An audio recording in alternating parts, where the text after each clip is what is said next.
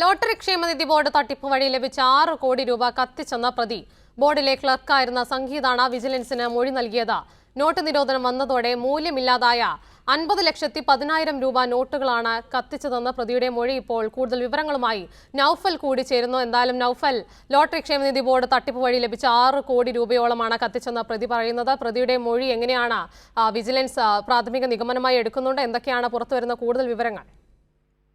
ഉമ, അത് തന്നെയാണ്. 2012 മുതൽ 16 വരെയാണ് ഈ ലോട്ടറി ക്ഷേമനിധി ബോർഡിൽ തട്ടിപ്പ് നടക്കുന്നത്. വലിയ സംഭവ വികാസങ്ങൾ തന്നെയായിരുന്നു കഴിഞ്ഞ കാലയളവിൽ. ഏറ്റവും ശ്രദ്ധേയമായ ഒരു തട്ടിപ്പ് തന്നെയായിരുന്നു. അത്തരത്തിലുണ്ടായി ഈ കാലയളവിൽ ഈ കഴിഞ്ഞ നോട്ട് നിരോധിച്ച കാലത്തെ നോട്ട് ഉൾപ്പെടെയായിരുന്നു ഇയാൾ തട്ടിച്ചത്. അതായത് അംശാദായം, ലോട്ടറി ക്ഷേമനിധി ബോർഡിലുള്ള പാവപ്പെട്ടവരുടെ അംശാദായം കള്ള ഒപ്പ് വഴിയാണ് ഇദ്ദേഹം തട്ടിയെടുത്തത്. അത്തരത്തിലാണ് ഒന്നാം പ്രതി സംഗീത നിലവിൽ തന്നെ പോലീസ് അറസ്റ്റിലായിരുന്നു. ഇപ്പോൾ കഴിഞ്ഞ ദിവസമാണ് അദ്ദേഹം ജാമ്യത്തിൽ ഇറങ്ങിയത്. ആ സംശയങ്ങളുടെ അടിസ്ഥാനത്തിൽ തന്നെയാണ് വിജിലൻസ് കൂടുതൽ കണ്ടെത്തലിലേക്ക് പോകുന്നത്. അതായത് ഇദ്ദേഹം ഈ പൈസ ഈ പറയുന്ന സഞ്ജിത്താണെങ്കിൽ കൂടുതൽ തട്ടിപ്പുകൾ നടത്തിയിരുന്നു. അതായത് 35ഓളം വീടുകൾ തിരുവനന്തപുരം ജില്ലയിൽ തന്നെ പല രജിസ്റ്റർ ഓഫീസിന് കീഴിൽ ഇദ്ദേഹം വാങ്ങിയിരുന്നു. 6 കോടി രൂപ കത്തിച്ചു കളഞ്ഞു എന്നാണ് ഇപ്പോൾ പോലീസിന് മൊഴി നൽകിയിരിക്കുന്നത്. അന്ന് തന്നെ സംശയമുണ്ടായിരുന്നു. അതായത് 16 കോടി രൂപയാണ് ഇത് തട്ടിപ്പിലൂടെ വെട്ടിച്ചു കൊണ്ടുപോയത്. അതായത് ഇദ്ദേഹം വാങ്ങിച്ചിരുന്ന ഒരുപാട് വീടുകൾ ഈ കാലയളവിൽ സ്വന്തമാക്കിയിരുന്നു. അത്തരത്തിൽ തിരുവനന്തപുരം പോങ്ങുമോട്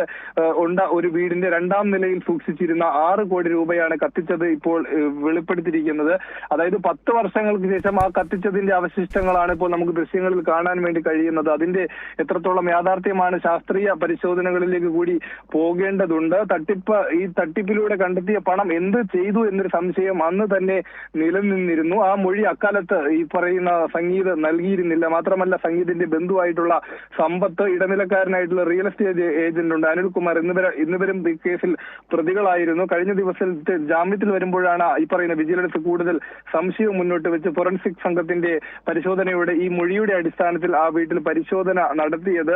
തിരുവനന്തപുരം ജില്ലയിൽ തന്നെ 35ഓളം സബ് രജിസ്റ്റർ ഓഫീസുകളിൽ കീഴിലായി പല വസ്തുക്കളും ഇത്തരത്തിൽ ഇദ്ദേഹം വാങ്ങിച്ചു കൂട്ടിയിട്ടുണ്ട് എന്നാണ് കണ്ടെത്തൽ. എന്നിരുന്നാൽ തന്നെയും ഈ 6 കോടി രൂപയും കത്തിച്ചു എന്നത് ഇപ്പോഴും പൂർണ്ണമായും വിശ്വാസത്തിൽ എടുക്കുന്നില്ല.